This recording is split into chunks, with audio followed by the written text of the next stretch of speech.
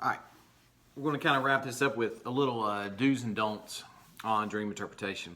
So again, I want to save you from making some of the same mistakes I may have made along the way.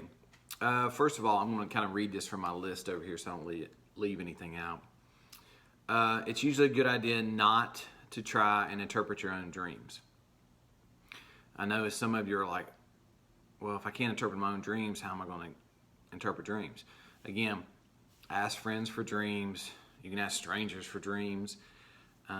You can practice on your own, but here's the problem. You tend to be too emotionally attached to your own dreams. It's harder to be objective when many times you want the message of the dream to go one way and it could actually be going the other way. Pull yourself out of the dream interpretation. Look at that dream as if you were giving it to somebody else.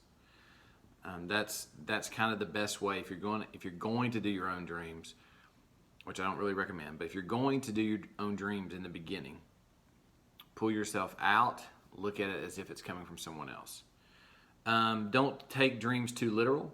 If you drop your ice cream cone and you don't get any ice cream, it doesn't mean that you're a clumsy eater, or you should avoid ice cream for the next 3 months.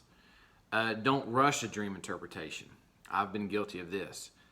Take the time, go through the steps, seek Holy Spirit about the dream interpretation, because remember, if you don't take anything else away from this training, the interpretation belongs to God. So take the time. There's instances where the interpretation's not come for weeks because God didn't want the dreamer to have that interpretation for weeks. Okay, so God can block you from a dream interpretation, and you'll be beating your head up against the wall. But if you would just take that time, you'll hear the Holy Spirit say, I'm not yet ready to reveal that to you. Okay. Keep a journal. You all the time. Anybody you talk to, they always say keep a journal of your dreams. It's true. Usually I use the legal pad by the bed, but keep a journal and write down every dream. Even if you think the dream makes absolutely no sense at all, write it down. If you wake up in the middle of the night, write it down. Also write down the time that you wake up. This is also the best time to write down the specific phrases that you may have heard in the dream. You may have heard in the dream, you may have heard the phrase, until we part.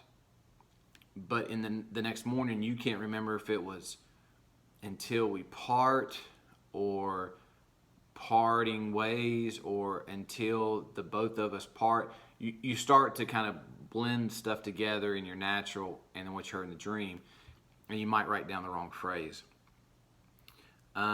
Most important, ask the Holy Spirit to reveal the interpretation to you and give any revelation that will be necessary for this interpretation.